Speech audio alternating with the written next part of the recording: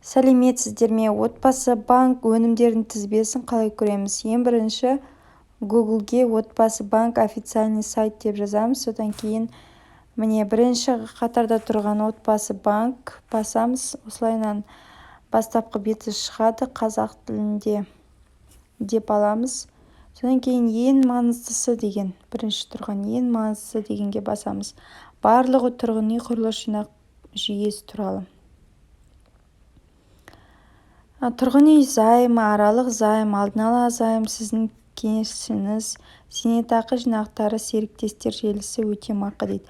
Соның астына өте берсеңіз пайдалы ақпарат деген бар. Сол бағалау көрсеткіші деген кейін банк өнімдерінің тізбесі. Мінекей бізге осы керек. Банк өнімдерінің тізбесі деген. Басамыз. Содан кейін мінекей көкпен жазылып тұр. Банк өнімдерінің тізбесін жүктеу деген. Бізге осы телефонға жүктеуге болады, немесе компьютер арқылы кіріп, өзіңіздің компьютеріңізге жүктеп алуыңызға болады. Мен кіріп көрсетейін. Мінекей өзгертулер енгізілген осы 2023 жылы 17 қаңтар күні. Қай уақыттарда өзгертулер енгізілген, жылдары және номері, бұйрықтары жазылған. Содан кейін ең бірінші бөлім тұрғын үй құрылыс жинақ салымын жинақтау талаптары және қызмет көрсету. Бірінші тарау жалпы талаптар, яғни салым валютасы теңге, білесіздер, теңгемен ғана жинауға болады. Және де тек қана салымдар баспана тарифтік бағдарламасы аясында ғана ашылады. Үй алғанда, пәтер алғанда, немесе осы депозитті үй ремонтына және де жер телімін алғанда пайдалана аласыздар. Шарттық сома дегеніміз не? Да барлығы жазылған. Дұрыстап көңіл қойып оқып өтсеңіздер. Шарттық сома салымшыға тұрғын үй жағдайын жақсарту жөнінде іс-шараларды жүргізу үшін қажет. Тұрғын үй құрылыс жинақ ақшасынан және тұрғын үй займын тұратын ақша сомасы. Яғни сіз мысал 20 миллионға алам десеңіз үйді, онда сіздің шарттық сомаңыз 20 миллион теңге. Тұрғын үй құрылыс жинақ ақшасы жайында және арнау депозиті туралы айтылған. Соңғы болып жылдық 2% мөлшерлемесімен тұрғын үй займын алу мақсатында кәмелет жасқа толмаған тұлғаның атына заңды өкіл немесе үшінші тұлға жасайтын тұрғын үй құрылыс жинақ ақшасы туралы шарт. Арнау депозитін білесіздер, кәмелетке толмаған балаға депозит ашу арқылы ол кәмелетке толған кезде опы 48 болса, онда 2%-бен үй аласыздар. Содан кейінгі мұнда оқып өтсеңіздер, екінші тарауға өтсек, баспана тарифтік бағдарламасы бойынша жинақтау талаптары. Білесіздер, жыл сайын, ай сайын бізге 2% жылдық сыйақы салынып отырады депозитке, ал 20% ол мемлекеттік сыйлық ақы. Ол бір жылда бір рет беріледі. Ал 2% ай сайын түсіп тұратын қаражат болып саналады. Сосын қысқаша мәліметтер жиналған. ШС дегеніміз неме? Шарттық сома, БК, талап етілетін бағалау көрсеткіші, яғни ОП, НКТ, тұрғын үй құрылыс жинақ, нақты жинақтау сомасы. Осының бәрін ұқыпты қарап өтсеңіздер, депозитте қызмет көрсету операцияларды жайында шарттық соманы өзгерту, біріктіру, басқаға беру, ақысыз, бөлу, баспана тарифтік бағдарламасын өту, тұрғын үй құрылыс жинақ шартын мерзімінен бұрын бұзу, жабу, жинақтау мерзімін өзгеру, ішінара алу, барлығы жазылған. Мысалы білеміз, шарттық соманы өзгертуге болады. Ең бірінші ашылғанда бізге 1,5 миллионға немесе 2 миллион, 3 миллионға ғана ашылады, яғни аз мөлшерде ашылады. Содан кейін сіз үй құнын білгеннен кейін 15 миллион, 20 миллион деп ашуыңызға болады. Ол кезде опы да түседі, яғни содан кейін біріктіруге болады. Біріктіру кезінде сіз ата-анаңыз арқылы туған ата-анаңыз және балаларыңызға біріктіруге болады депозитті, немесе әйеліңізбен біріктіруге болады. Туған іні, қарындас, тәте, сіңілі, осы туғандармен ғана біріктіруге болады. Ал мысалы жиен дегендер біріктірілмейді, яғни ол тек қана туған туыстар болу керек. Содан кейін біріктіруден бұрын бізге білесіздер, депозитті сатуға болады, сатып алуға болады, және де бөліп алуға болады. Мысалы сізде 5 миллион болса, сіз миллион теңгесін алуыңызға болады. Егер 3 жыл толып, және де опыңызға байланысты емес, сол миллионды алсаңыз, онда вознаграждениеңізді опыңызда біршама түсіп қалады. Оны да ескеру керек. Арнайы салым бойынша депозиттік қызмет көрсетілген ұйғарымды операциялары, бұларды да дұрыстап оқып біліп алыңыздар. Егер барлығына уақыт бөлсек, қазір 2-3 сағат талдау керекпіз. Сондықтан мен тек қана маңызды дегендерді айтып өтейін. Мысалы, жалпы талаптар. Займ бойынша қамтамасыз ету. Банктің ішкі кредит саясатына сәйкес банк қабылдайтын қамтамасыз ету. Бұнда сақтандыру, міндетті түрде сақтандыру бар. ЖК-лар және де үйлер осы талаптарға сай келу керек. 5-ші тарау тұрғын үй займдары дейді. Тұрғын үй займын білеміз, ол 50-50. Біз айтып жүрген 50-50, опы 16 болу керек, және де 3 жыл толу керек деген осы тұрғын үй займы, жилищный займ деп атады. Тұрғын үй займында ең жоғары сомасы 100 миллион теңге, ең төменгі сомасы шектеусіз. Тұрғын үй займында көрсетілген қандай тарифтер бойынша жұмыс істейді.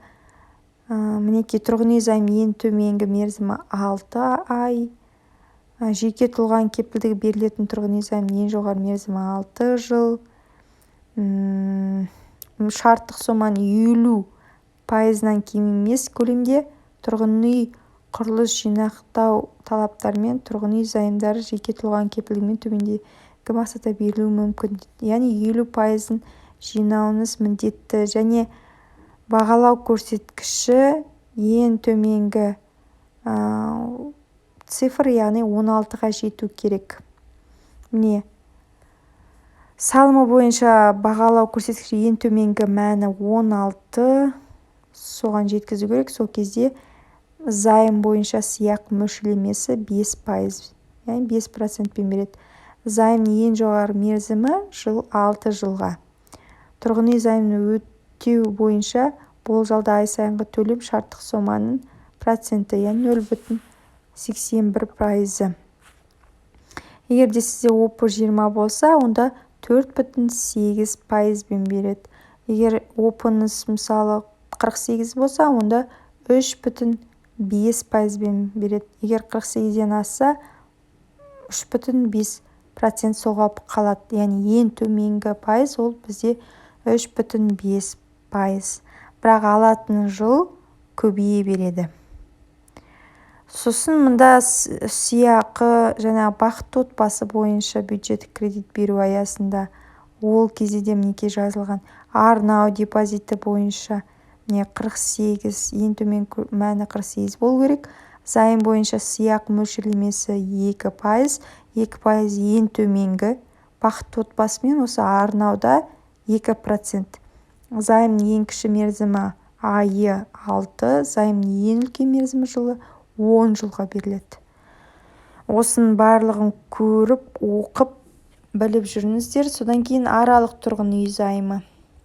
Бұл кезде 50%, дәл солай, мінекей жазылып тұр, шарттық соманың 50%-нан кем емес көлемде жинақтау керек. Опы 16-ға толмаса да, және де 3 жыл болмаса да сіздерге займ береді, яғни қарыз береді. Бірақ аралық тұрғын үй займы шарттық соманың 100% көлемінде беріледі деп тұр. Мінекей 38 жазылып тұр. 100% көлемде, яғни тұрғын үй займында 50% сізге кредит берсе, қарыз берсе 50, сол тек қана 50%-на ғана переоплата есептеледі. Ал мұнда 100% сіздің ақшаңызға да процент қосады. Яғни бұл кезде сіздің переоплатаңыз көп болады деген сөз. Неке мұнда бағалау көрсеткіштері стандарт қарыз, жеңіл, 2, жеңіл деген өздері бөлінеді. Осының барлығын оқып шықсаңыздар керемет болады. Түсініп осы. Енді содан кейін 8-ші тарау алдын ала тұрғын үй займдары. Бұл мемлекеттік бағдарламалар, көбіне білесіздер. Бұл кезде де міне алдын ала тұрғын үй займы шартты соманың 100% көлемде жүреді. Бірақ 50% жинау міндетті емес. Ол кезде тұрғын үй жағдайын жақсарту үшін қажет соманың 0-ден 50%-ға дейін көлемдегі тұрғын үй құрылыс жинақтауының бар болу керек. Яғни шотыңызда осы шот болу керек, депозит болу керек. Сіз тұрғын үй сертификатын алу арқылы да үй алуыңызға болады. Мысалы, шаңырақ бағдарламасы, нұрлы жер, бақытты отбасы аясында тұрғын үй сертификаты береді ғой.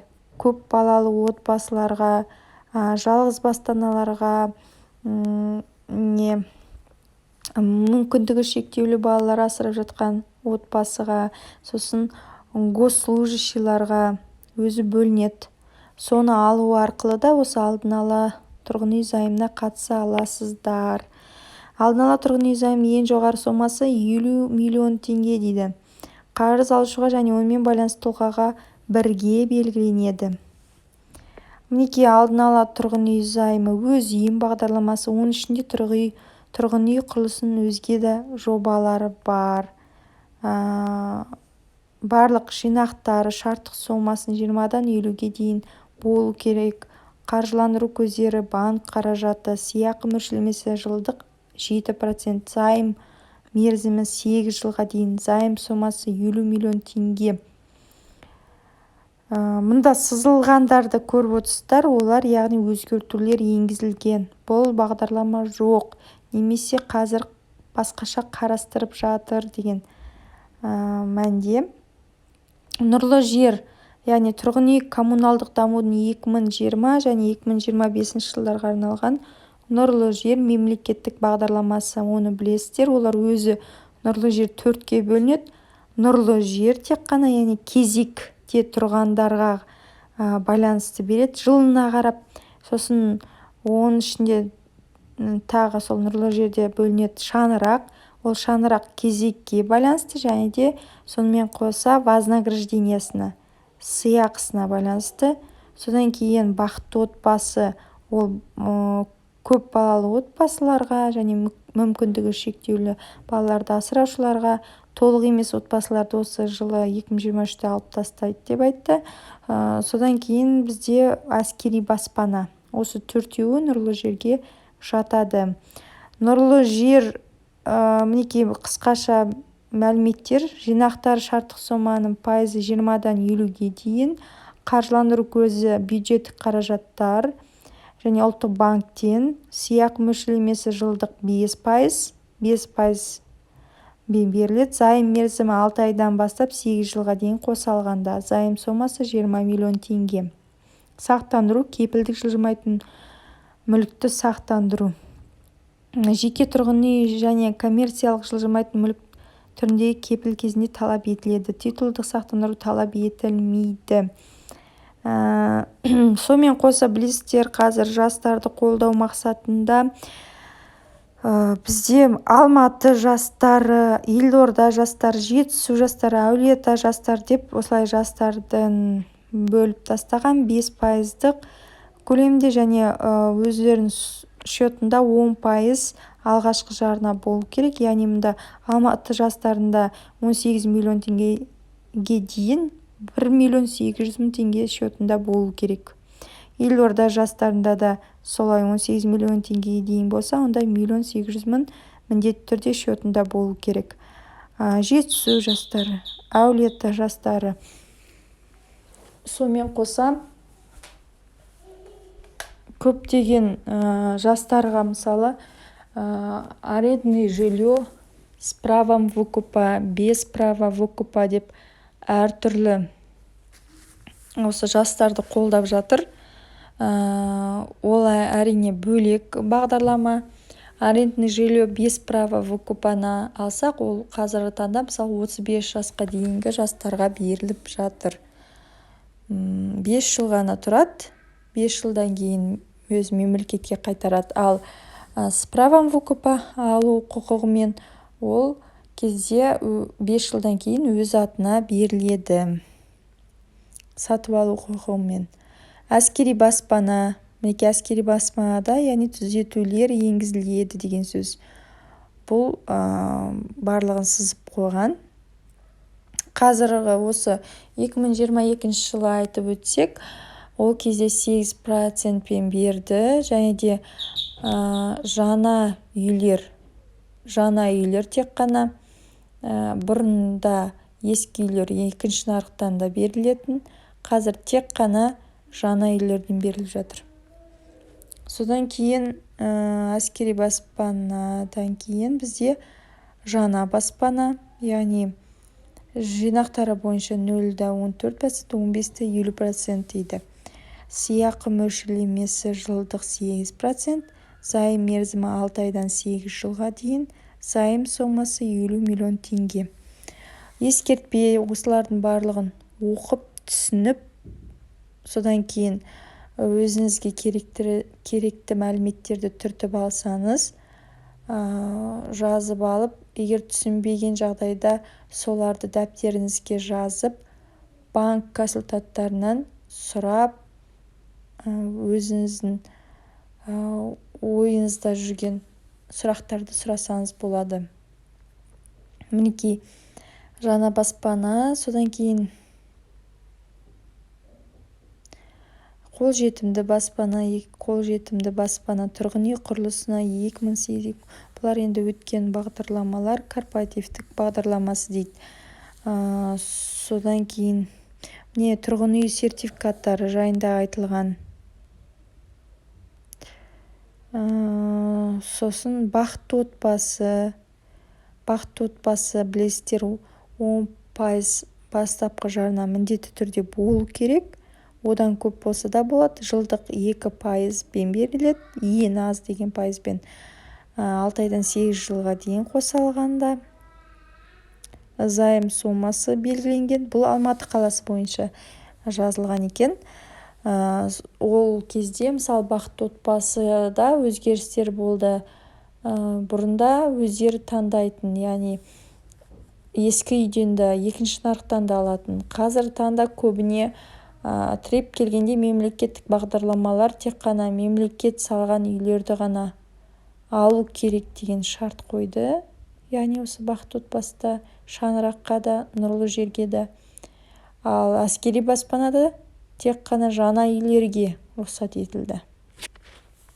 Қалғандарда мемлекет салған үйлер. Олар көбіне орталықтан болмайды, қаланың шет жағынан беріледі.